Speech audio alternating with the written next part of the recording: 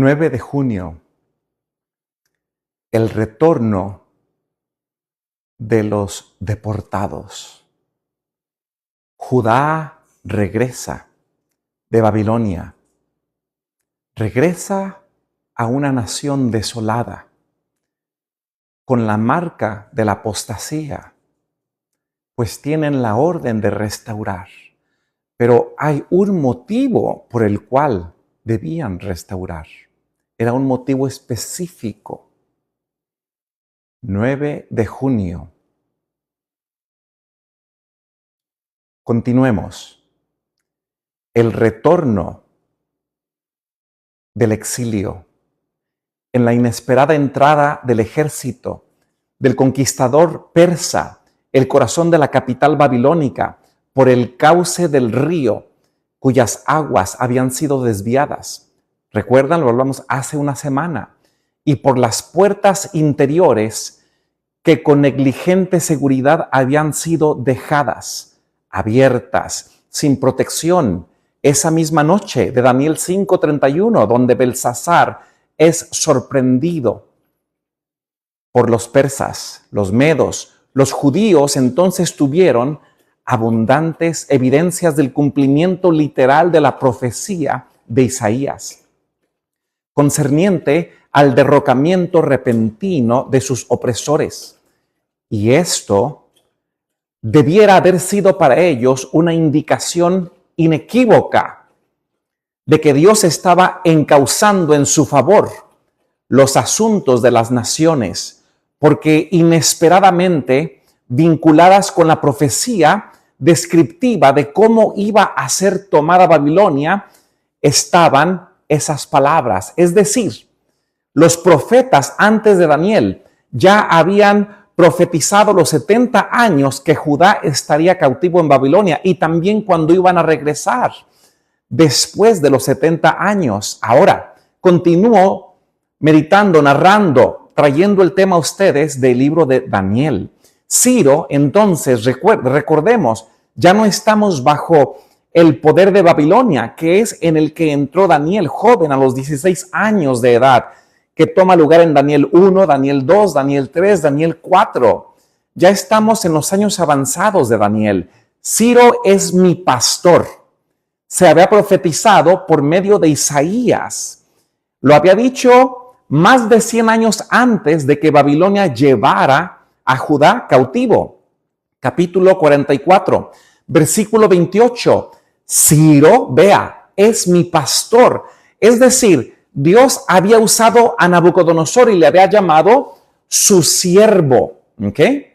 Ahora, había un escrito en el que Ciro, Dios le llamaba mi pastor a Ciro, a un gentil, a un goyim, por medio del profeta Isaías capítulo 44, versículo 28.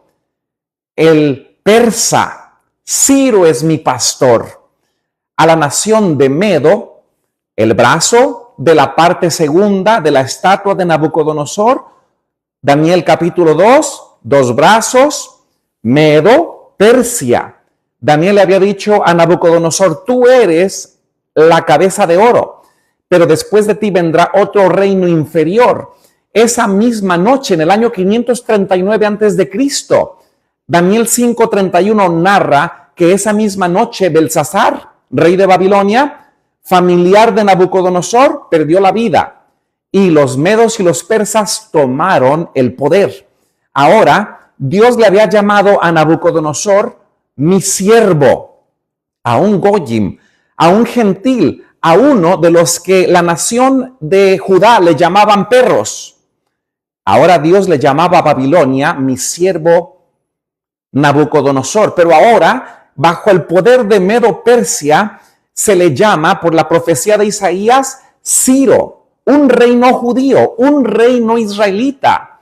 Ciro es mi pastor y cumplirá todo lo que yo quiero, en diciendo a Jerusalén serás edificada y al templo serás fundado. Ahora, esta razón por la cual Judá iba a regresar del exilio no era, de acuerdo a la Biblia, para engrandecer una nación. Ese no era el motivo.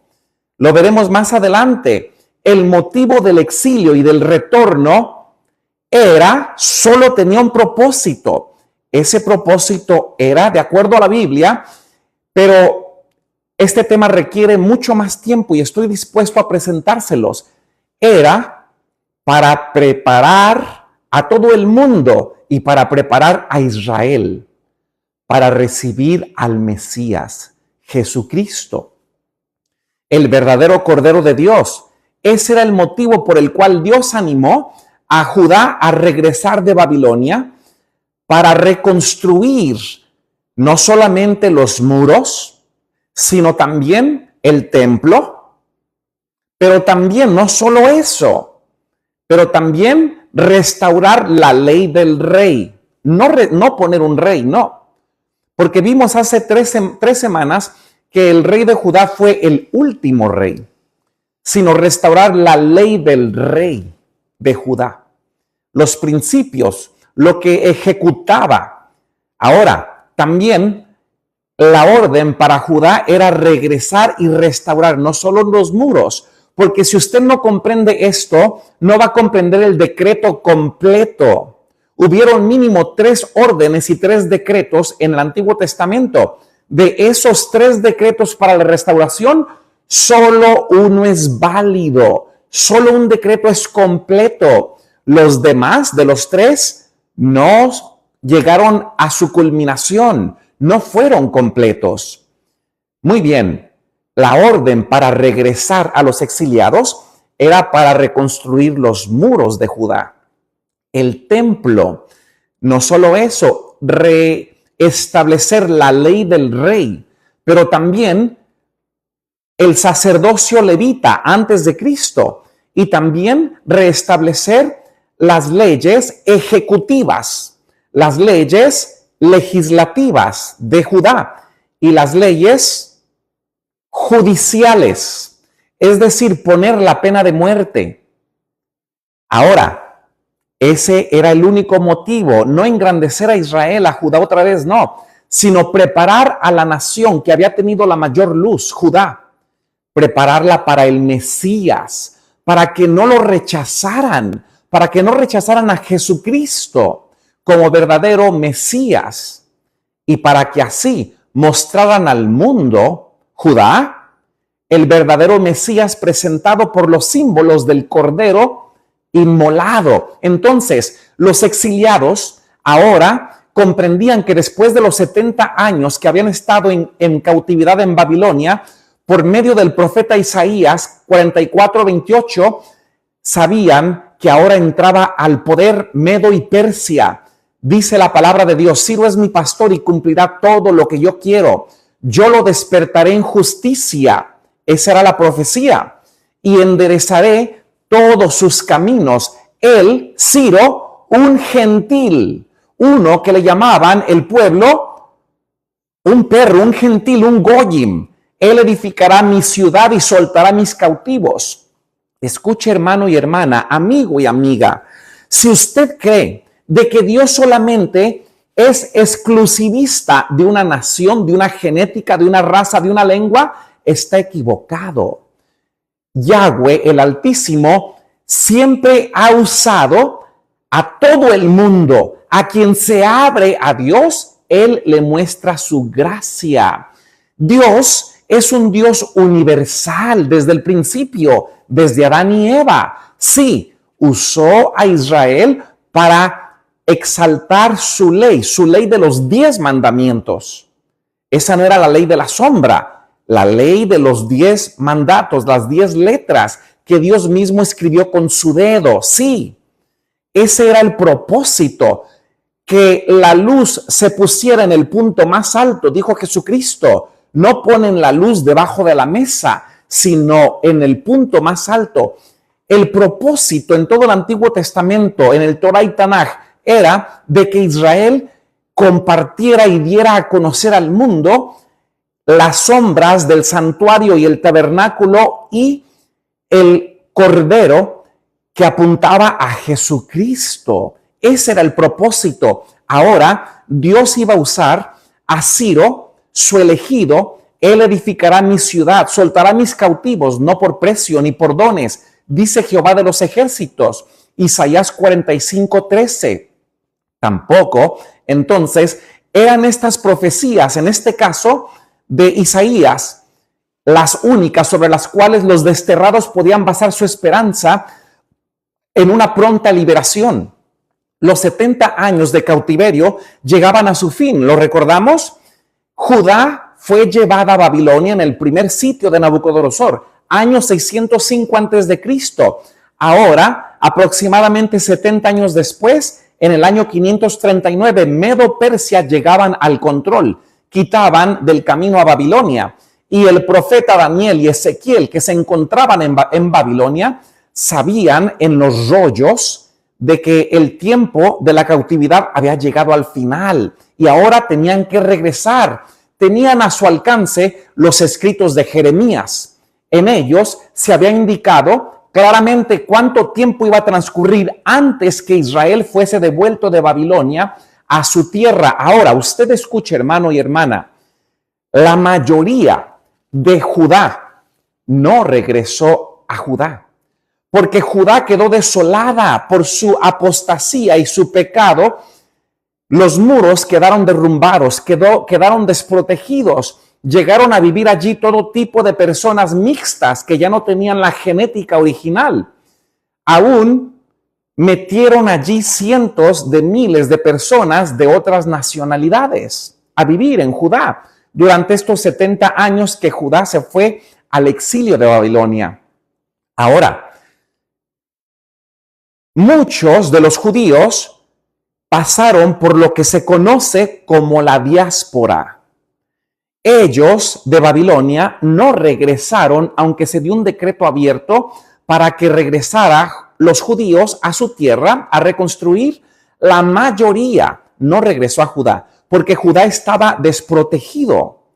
Ellos entonces pasaron por la diáspora, regresaron a Egipto mayormente, una nación establecida en la que ellos estaban familiarizados. Muchos otros de judíos se quedaron en Babilonia, pues allí ya habían establecido raíces, ya conocían el idioma, tenían hijos que habían nacido allí en Babilonia.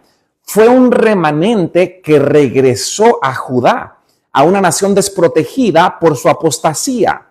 Entonces, el orden se había dado. Los profetas sabían que había llegado el tiempo de regresar. El Señor había predicho por su mensajero: cuando fueren cumplidos los 70 años, visitaré sobre el rey de Babilonia y sobre aquella gente su maldad, ha dicho Jehová, y sobre la tierra de los caldeos, y pondréla en desiertos para siempre. En respuesta a esa oración ferviente, el residuo remanente de Judá iba a ser favorecido, porque llegaban los 70 años y ahora en escrito se les iba a dar el decreto para regresar.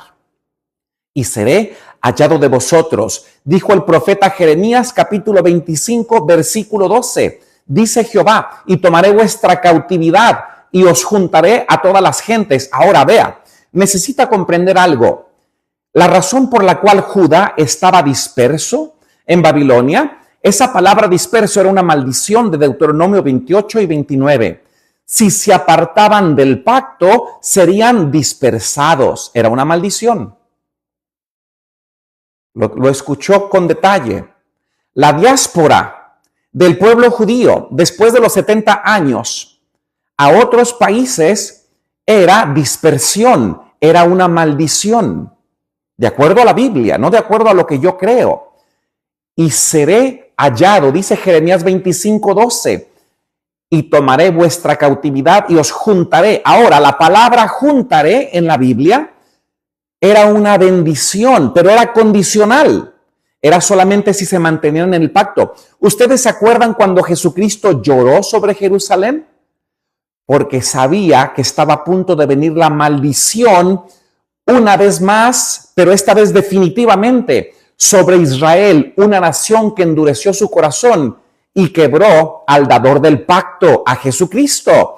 ¿Y se acuerdan cuando Jesucristo dijo: cuántas veces quise juntarte? Porque las palabras de Moshe en Deuteronomio 28-29 era que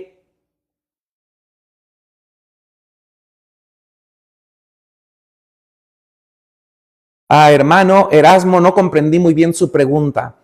Entonces, voy a continuar. Cuando Jesucristo dijo, ¿cuántas veces quise juntarlos? Es decir, ¿cuántas veces quise darles la bendición si se mantenían en el pacto? Pero Jesucristo era la ley de los 10 mandamientos encarnada en él. Y al rechazar a Jesucristo, rechazaban al pacto. Y al rechazar el pacto, la copa de la ira de Dios era derramada y entonces vendría la destrucción una vez más en el año 70 por Tito y Roma imperial sobre Judá una vez más en la destrucción del segundo templo.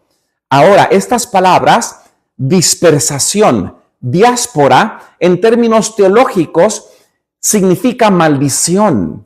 Cuando Cristo quería juntarlos, era bendecirlos si escuchaban, pero las bendiciones son condicionales. La intención del Altísimo es dártelo por siempre, darte una vida próspera, buena, llena de bendición. Su intención del Altísimo es dártelo por siempre, pero tú decides si vas a tomar el consejo del Altísimo o no. Y si tú te sales de esa promesa que Dios te ha dado en la palabra de Dios, entonces Dios no puede forzar con tiranía a la persona a que se quede dentro del círculo de protección. Dios da una opción. Escucha.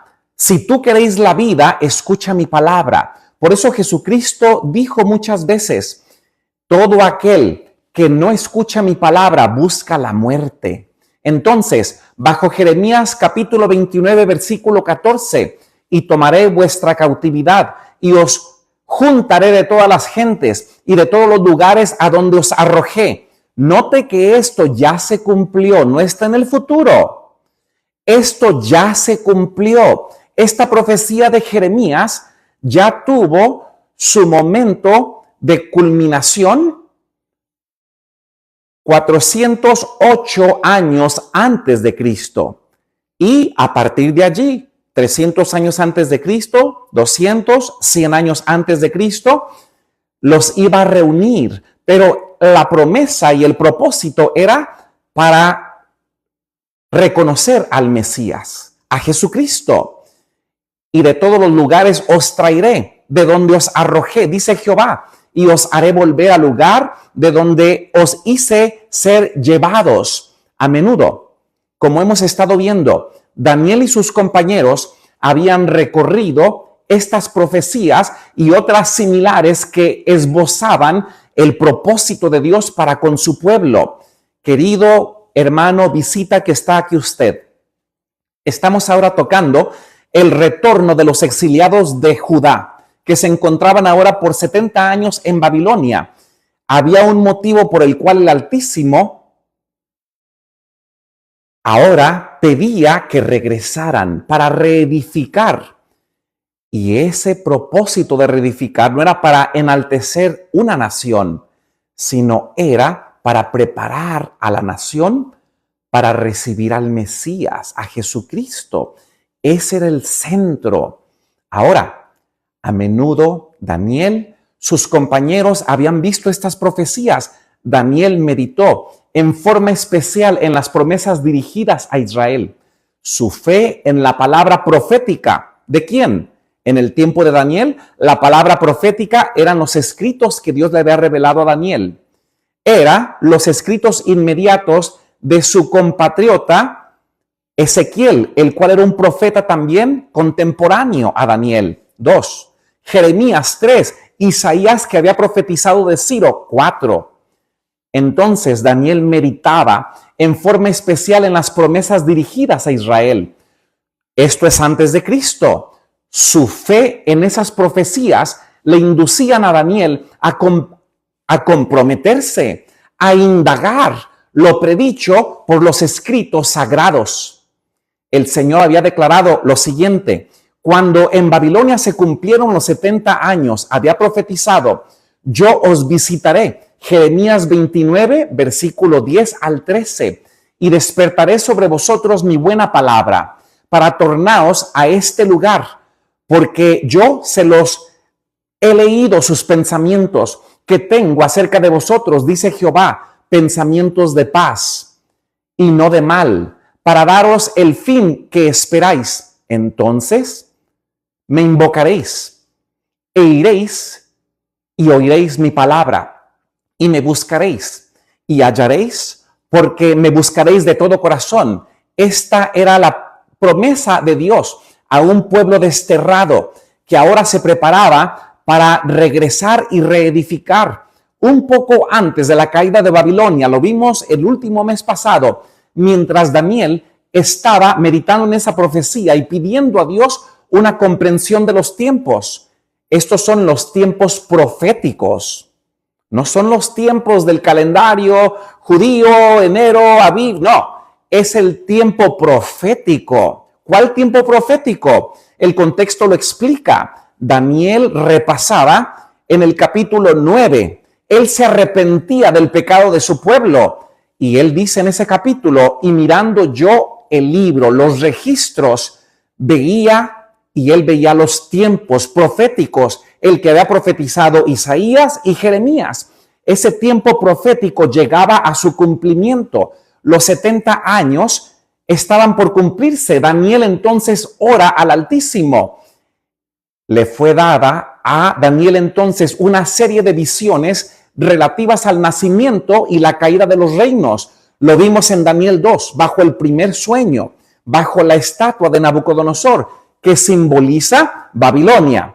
605 al 539 a.C., Medo-Persia, 539 al 331 a.C., la parte del vientre, Grecia, 331 al 168 a.C., la parte de las piernas y los pies y los dedos, Roma imperial, del 168 a.C. al 476 después de Cristo. Y luego Dios le da un segundo sueño a Nabucodonosor en Daniel 4. Daniel lo interpreta y allí ve el gran reino de Jesucristo sobre esta tierra, no cortado de mano. Es decir, un reino que no se origina de nada político. Y si usted, amado hermano, tiene su esperanza en una restauración de cualquier nación en términos políticos, usted debe saber que debe reconsiderar la profecía, pues el reino en este momento, en este tiempo, desde que Cristo vino acá, en este tiempo, el reino de Dios es un reino espiritual. Mediante otra visión, le fue dada a Daniel una visión acerca de los acontecimientos futuros, y fue al final de esta visión cuando Daniel oyó, Daniel 8:13, Daniel oyó un santo, un mensajero, un argelos, un santo que hablaba, y otro de los santos dijo. Esto se encuentra en Daniel capítulo 8. Yo le puedo contestar su pregunta, mi estimado hermano. Adelante, pregúntela mientras yo continúo desempeñando este tema basado en Daniel. Y el santuario entonces será purificado. ¿Alguien de aquí tiene alguna idea de esta profecía de Daniel 8:13, 8:14? Hasta 2300 tardes y mañanas y el santuario será purificado. Quiero que sepan, queridos hermanos, que este santuario que el ángel le revela a Daniel no es ningún santuario en la tierra. Lamento decirles esto. Ese santuario que le muestra el ángel a Daniel es un santuario celestial, en donde Jesucristo iba a desempeñar su obra de sumo sacerdote. Este es otro tema expansivo. A petición de ustedes lo puedo explicar, pero ahorita estoy siguiendo una cadena, que es cadena de Daniel. Este santuario celestial que sería hasta 2300 tardes y mañanas, restaurado de Daniel capítulo 8, puedo darles fechas. ¿Cuándo empezó? ¿Cuándo fue restaurado? Pero no es el santuario judío, no es ni el primero de Salomón, no es ni el segundo destruido por Roma imperial, ni será algún tercero en el futuro, no. Este es el santuario celestial, el cual Dios le mostró a Moshe, la copia, la réplica que le mostró a él para que hiciera el tabernáculo. Dios le mostró el santuario celestial a Isaías. Dios le mostró el santuario celestial a Daniel, el celestial, el único y verdadero. Cualquier cosa aquí en la tierra es temporal, se acaba, es condicional cualquier promesa para cualquier estructura aquí en la tierra. La promesa de Dios para Salomón era que le daría esa promesa por siempre si te quedabas y obedecías al pacto. Era condicional, no era por siempre. El plan de Dios era que ellos obedecieran, que fuera por siempre, mas no fue así. El pueblo se apartó del pacto vez tras vez. El santuario celestial es el que se refiere el ángel aquí en Daniel 8:13. Hasta 2000 tardes y mañanas, 2300. Si a alguien le interesaría, tiene usted que saber que en términos proféticos, estos 2300 tarde y mañana significa un día. Pero no es un día de 24 horas, es un día profético de acuerdo a Moshe, de acuerdo a Moisés en el Torá, de acuerdo a Ezequiel en sus escritos. No es un día de 24 horas. Lo podemos ver más hacia adelante, pero debemos analizar el punto de partida. Por eso les estoy tratando de abrir la puerta para que comprendan qué conlleva a un decreto completo, pues hubieron 3 menciones de decretos. Si usted no comprende qué fue el decreto completo para la restauración, escuche, no solo del muro, no solo del muro y el templo, no, sino el decreto completo que incluía antes de Cristo la restauración del muro de Judá, del templo, de el sacerdocio levita, de las leyes del rey. Aquí llevamos 4 puntos que incluyen el decreto completo de reinstituir la ley judicial, ejecutiva, legislativa, poner la pena de muerte. Este era el decreto completo. Para comprender los 2300 tardes y mañanas, debemos comprender este punto de partida. Entonces a Daniel le llenó de perplejidad, con fervor solicitó que se le permitiera conocer el significado de la visión. No podía comprender la relación que pudiera entonces haber tenido entre los 70 años de cautiverio predichos por Jeremías y las 2300 tardes y mañanas. Están explicadas en la palabra de Dios. Ahora, yo tuve una visión, dice Daniel. El visitante celestial anunciaba como habiendo de transcurrir antes del tiempo la purificación del santuario. ¿Sabe una cosa? Esta purificación del santuario no es ningún hecho levita en ningún templo terrenal. ¿Cómo me encantaría que ahorita mismo tuviéramos esta conversación? Solamente el Espíritu de Dios puede abrir el entendimiento a esta profecía grandiosa que apunta al santuario celestial. Pues el Antiguo Testamento, también el Nuevo Testamento, muestra el único santuario verdadero en el cielo. A este se refería el mensajero, el ángel que le revelaba a Daniel. El ángel Gabriel le dio una interpretación parcial a Daniel.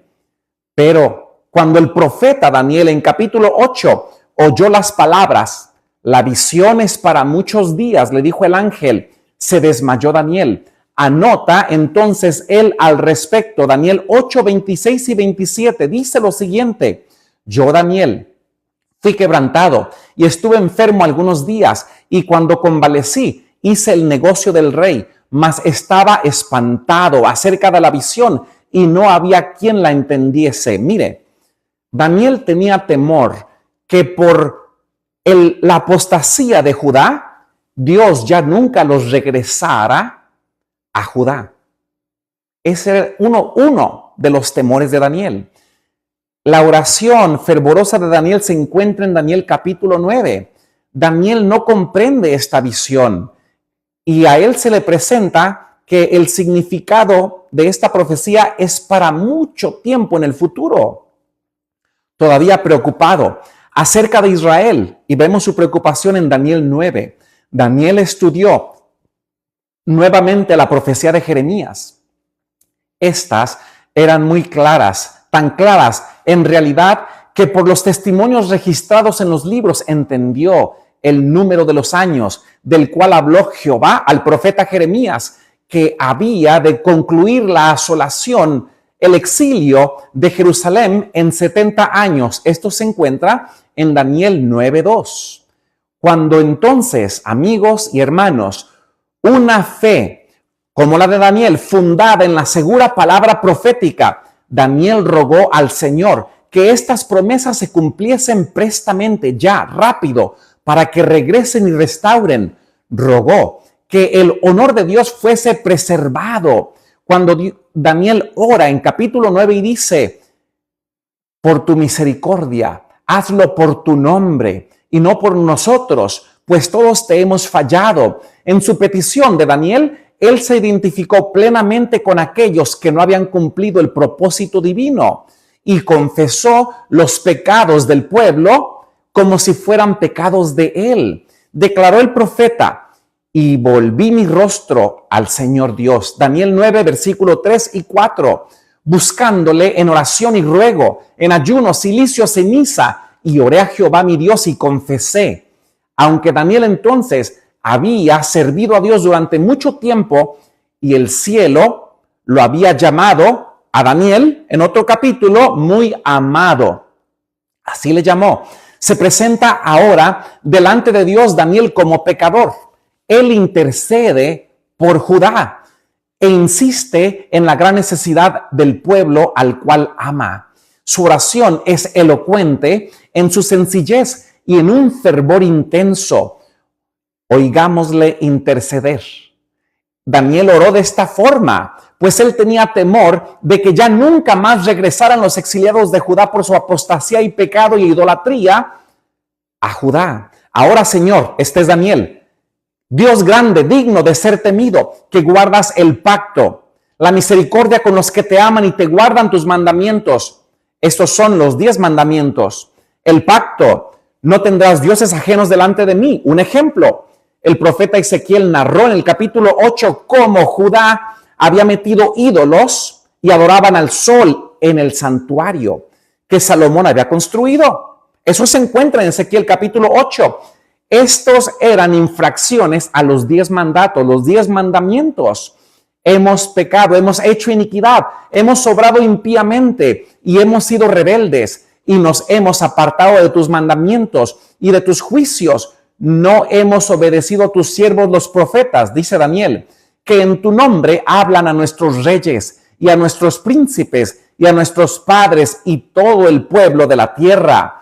Tuya es, Señor, la justicia y nuestra es la confusión de rostro, como en el día de hoy, que todo hombre de Judá y los moradores de Jerusalén y todo Israel y a los de cerca y los de lejos y en todas las tierras donde los has echado a causa de su rebelión, con que contra ti se rebelan, de Jehová vuestro Dios. Sigue diciendo Daniel, tratando de interceder por Judá para que regresen al final de los 70 años proféticos que había dicho Jeremías, Isaías, y el perdonar es de ti, aunque contra ti nos hemos rebelado. Oh Señor, este es Daniel, según tus justicias, apártese ahora tu ira y tu furor y sobre tu ciudad Jerusalén, tu santo monte, porque a causa de nuestros pecados y por la maldad de nuestros padres, Jerusalén y tu pueblo dados son en oprobio a todos los de en derredor nuestro. Ahora pues, sigue diciendo Daniel en su oración de capítulo 9, Dios nuestro, oye la oración de tu siervo y tus ruegos y haz de tu rostro que resplandezca sobre tu santuario asolado por amor del Señor. En este momento que Daniel oró, el santuario estaba en ruinas, tenía que reedificarse. Oh Dios mío, tu oído baja, oye, Abre tus ojos, mira nuestros asolamientos y la ciudad sobre la cual es llamado tu nombre, porque no derramaremos nuestros ruegos ante tu acatamiento, confiados en nosotros mismos, en nuestras justicias. ¿Cuál era el pecado del Sanedrín en el tiempo de Jesucristo? Que confiaban en sus propias justicias, confiaban porque venían de la genética de Abraham, confiaban porque venían de la descendencia de Abraham. Nosotros somos padres de Abraham. ¿Lo recuerdan? Y Jesús, ¿qué dice? Si fuerais padres de Abraham, no quisierais matarme. Ustedes, le dice al Sanedrín, sois hijos de vuestro padre el diablo. Ahora Daniel está orando y dice, no confiamos en nuestras justicias, sino en tus muchas misericordias. Oye, Señor, oh Señor, perdona, presto oído, Señor, y no pongas dilación por amor de ti mismo, Dios mío, porque tu nombre es llamado sobre tu ciudad, este es Daniel, y sobre tu pueblo, Daniel 9 del 4 al 19. Seguimos hablando acerca del retorno de los exiliados de Babilonia a Judá.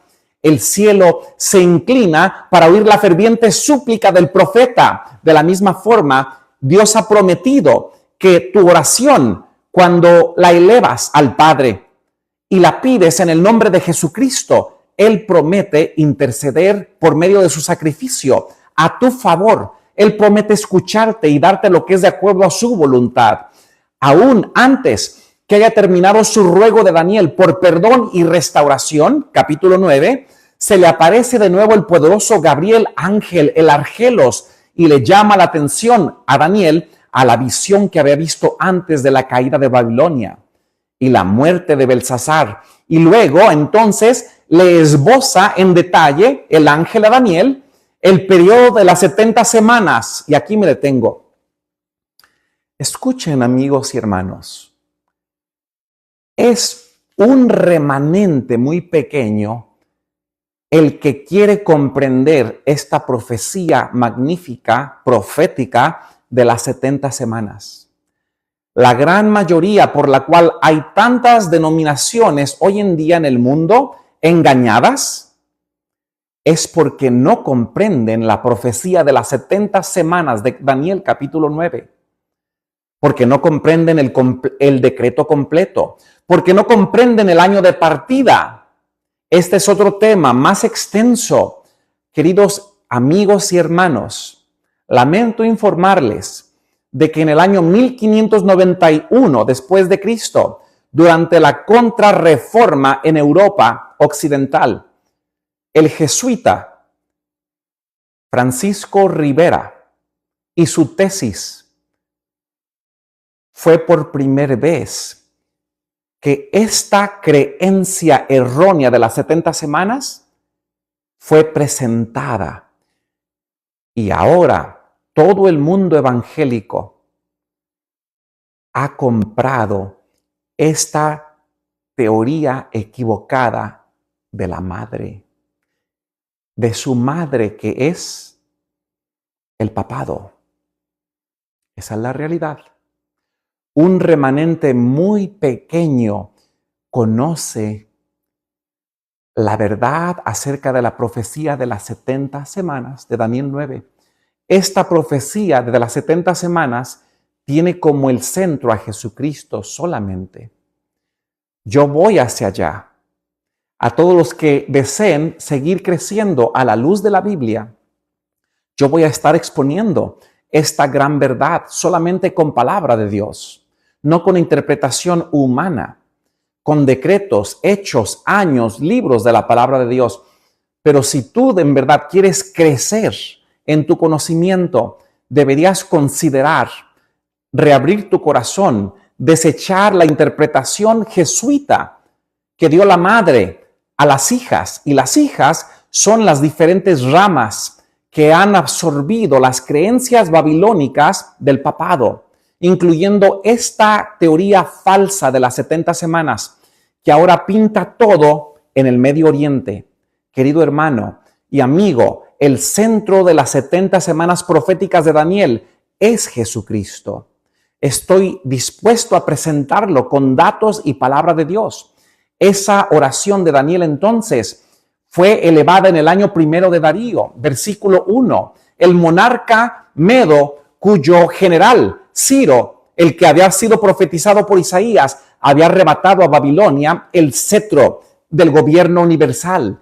El reino de Darío fue honrado por Dios. A él fue enviado el ángel Gabriel para animarlo y fortalecerlo. Daniel capítulo 11. Cuando murió, más o menos unos 2 años después de la caída de Babilonia, Ciro le sucedió en el trono. Ahora hago un mini paréntesis. Este es otro tema, prefiero no hacerlo, pero la profecía de Daniel 8 decía que uno de los 2 cuernos del macho cabrío se haría más grande. Y esta es la transición. Los medos ceden en poder, los persas se hacen más grandes. Pero este es otro tema. Todo el libro de Daniel está ligado, aún en las profecías del tiempo presente y final. Ciro entonces le sucedió en el trono. En el comienzo de su reinado señaló el fin de los 70 años iniciados cuando la primera compañía de hebreos fue llevada de Judea a Babilonia por Nabucodonosor. Y aquí va Daniel y sus 3 amigos. La primera compañía, el primer sitio, año 605 antes de Cristo. Dios entonces usó la manera en que Daniel fue librado del foso de los leones, ya lo vimos, para crear una impresión favorable en el espíritu de Ciro el Grande, para que abriera su corazón a Yahweh. Las magníficas cualidades del varón de Dios, Daniel, como estadista, previsor, profeta, indujeron al gobernante persa a manifestar el gran respeto y a honrar su juicio de Daniel. Cuando el rey vio las palabras que habían predicho más de 100 años antes que él naciera, ¿dónde las vio? En los escritos de Isaías. Allí está su nombre, Ciro. De la manera en que Babilonia sería tomada, Daniel 5:31, por Medo-Persia. Cuando leyó Ciro el mensaje que le dirigiría el gobernante del universo, Dios, Yahweh, yo te ceñiré, decía Isaías 45, versículos 5, 6 y 4, también 13. Esto decía de un goyim, de un gentil, de uno de los que le llamaban perros. Yo te ceñiré, aunque tú no me conociste. Este era el Altísimo, hablando de un gobernador no judío, para que sepa que desde el nacimiento del sol y desde donde se pone, que no hay más que yo. Cuando tuvo delante de los ojos de la declaración del Dios eterno, por amor de mi siervo Jacob, dice el escrito, y de Israel mi escogido, te llamé por tu nombre, hablando de Ciro, el persa, y yo te puse sobrenombre, aunque no me conociste. Isaías 45, cuando leyó Ciro el registro inspirado, yo lo despertaré en justicia y enderezaré todos sus caminos. Él edificará mi ciudad y soltará mis cautivos, no por precio ni por dones. Su corazón de Ciro, el persa, el goyim, el gentil, el perro, quedó profundamente conmovido y resolvió cumplir la misión que Dios Yahweh le había asignado. Dejaría entonces ir libres a los cautivos judíos y les ayudaría a restaurar el templo de Jehová. Querido hermano y amigo, el centro del Antiguo Testamento y de Daniel es nuestro Dios creador. Deseo de todo corazón en este momento que al tú contemplar el regreso de los cautivos exiliados de Judá en Babilonia hacia Judá, año 539 antes de Cristo, deseo que tú medites de que todas las promesas de Dios tienen una condición. Si tú quieres gozar de la promesa que Dios te ha dado en su palabra, debes saber también que esa promesa viene con una condición. Cada promesa viene con un si hicieres esto, si hicieres lo otro, si oyeres mi voz, si guardares mi pacto. Cada promesa hermosa viene con un condicional. If you obey.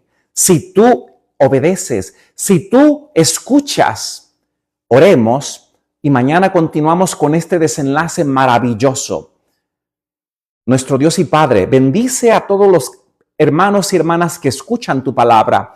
Permítenos que nuestra fe sea inspirada por tu Espíritu Santo al repasar estas historias de victoria, donde tú mostraste tu mano fuerte a reyes y gobernantes que no habían sido elegidos por ti, que habían sido gobernantes de otras naciones del mundo, pues tu gracia es inmensa.